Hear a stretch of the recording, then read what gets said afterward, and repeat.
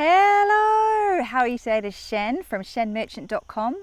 I'm a relationship coach and an intimacy teacher, and I am shooting to you live from a sunny day in Ibiza.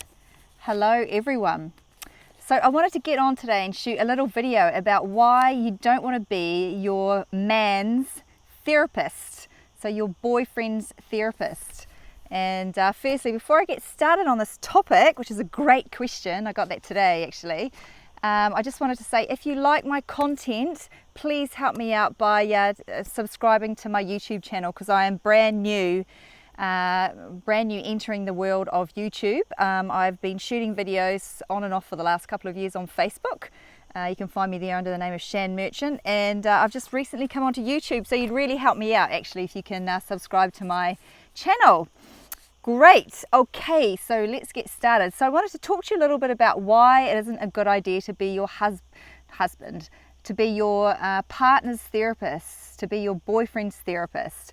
And you know, the main reason that this would happen to you, so for example, some of us are more or less vulnerable or inclined to fall into this type of caretaking role. And basically what it is we learn about this as children. So we learn as children are extremely clever little beings, beautiful, loving little beings, but they're extremely clever, and they're always observing, watching how things happen in the world, watching their parents, and they work out really, really fast actually how to get love. And depending on what your early family was like, you might have been trained, you might have been taught, you might have observed and learnt that the way to receive love, the conditional love in your family, is that you had to look after other people. And this isn't actually the way it's supposed to be, because in a healthy family dynamic, as children, you know, you should be free to be children, and the parents are the parents and the children are the children. But often we see, you know, quite a distorted dynamic, and we see, you know, we can see the child becoming the caretaker. And you know, so you learn to get your love needs met in this way. And so it's a conditional love. And the problem with this is you grow up believing that to be loved you have to do something or be someone. You can't just be your authentic self.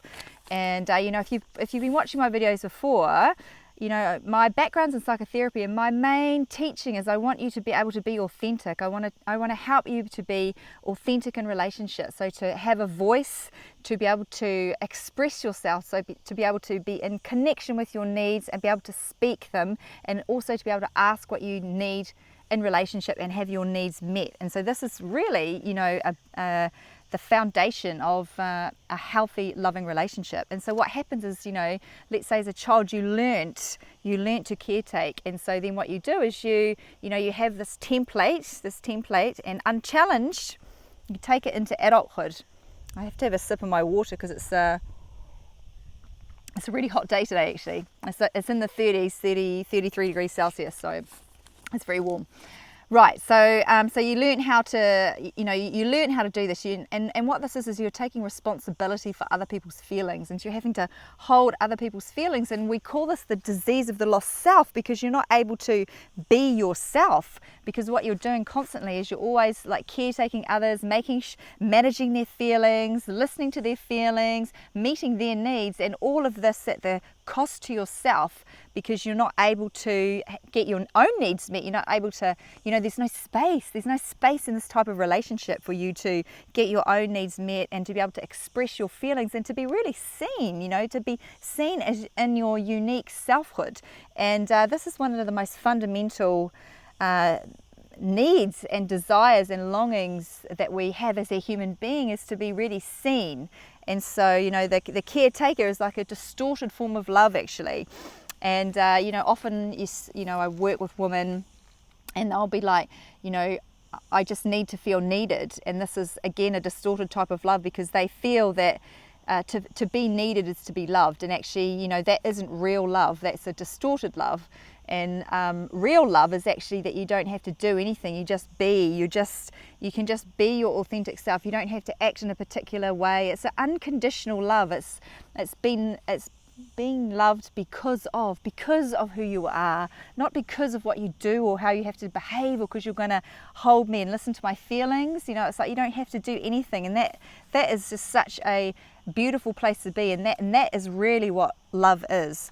So so firstly, that's how this type of behavior can originate within you, and then what happens is that you go through life and you fall into these roles. It's like a default role that you have because you know this role. You knew this role from a child, and you almost have a valency. Again, it's like two magnets. It's like the echo and narcissist. You know, the narcissist is the overinflated self who attracts, you know, who sticks like a magnet against the deflated self, the echo, the woman. That I'll give an example of a man who's a narcissist and a woman. You know, they're two opposite ends of the pole. You know, the narcissist is like this overinflated self, grandiose self, but underneath really empty, very empty and wounded. And then he has a valency to attract towards a woman that's insecure and doubts her lovability, and the two stick together.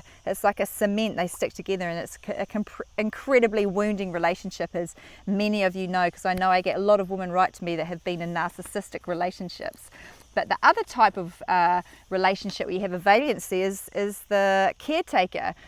And the caretaker often attracts, you know, to a more victim-like person, someone who's looking for someone to take care of them. I want you to take care of me. And so the caretaker, she grows up, you know, a little girl who learns when she's young that, you know, my mother and my father will love me if I look after them. And you might have even been explicitly told this. For example, look after your mother. So you might have really, you know, had a lot of direction as a child, and so you grow up to be a woman that knows that this is how you love, and then you attract. You have a valency towards that, so you recognize that type of energetic feeling, you know, that communication from someone else, and you attract like a glove. And so there you go, you know, you become a caretaker in your relationship, and this can actually be really exhausting, really exhausting.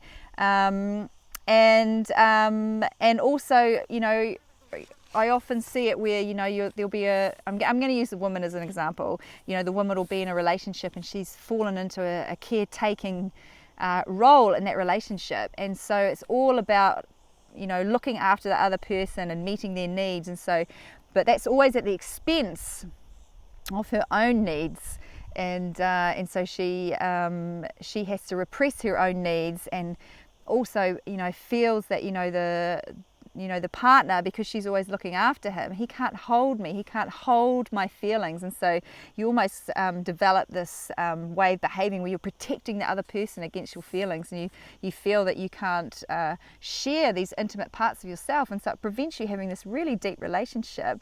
And so you can feel incredibly lonely in this, you know. Like, I've had clients that have come to me for psychotherapy, and they've been incredibly lonely in these relationships because they're not able to get the support that they need. Because what is a relationship? A relationship is not about being too dependent or too independent. It's about meeting in the middle, and it's being interdependent. And, you know, part of it is where you do depend on each other. So sometimes you're together and sometimes you're separate. It's really important to have this healthy balance.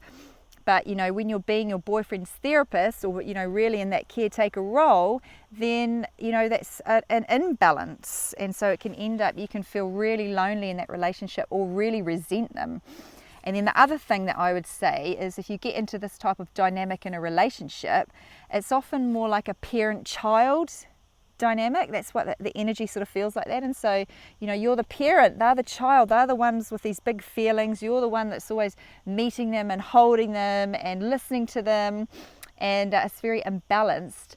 And who wants to be in a relationship with a child? It's very difficult to be in a relationship with a child. When you're an adult woman, you want to be in a relationship with an adult woman. So adult to adult, that's what you're looking for, and you're wanting to, you know, in terms of the inner work that you're doing on yourself, you want to be healing all of your parts. And so it's about really attending to your own child. So really, you know, doing that deeper work so that you're attending to the child and healing the child within you, so that she's not so energized, she's not so triggered in the current day, so she's not ruling your relationships. Because you want to be able to come into your center and be an adult woman with an adult man, or or adult woman, it depends what type of relationship you're with, but I'm going to use a heterosexual relationship here. So you want to be in your adult, you want it to be adult to adult. And you know what happens if you're parent-child, so let's say you're being your boyfriend's therapist, then he makes you the parent. You become the parent, they become the child. They're not taking any responsibility for their feelings. You're taking all the responsibility for the feelings. You're doing all the work. But then the worst thing about it is you become mother, and no one wants to have sex with mother. No one wants to sleep with their mother. So the sex dies away in the relationship because the dynamic is not adult to adult, it's adult to child. So, you know, I just really want you to be aware of this. And, you know, if you see this being played out in your life, you know, let's say you feel that energy from your partner that they're wanting you to be in that role, then I would encourage you not to do that.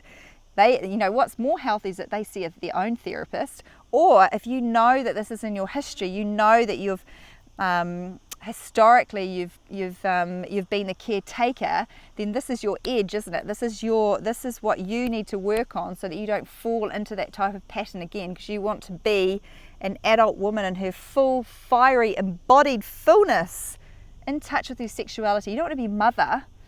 So anyway, I had a question today actually from someone that they emailed me this question. I thought it was such a great question that I wanted to shoot today's YouTube video on it.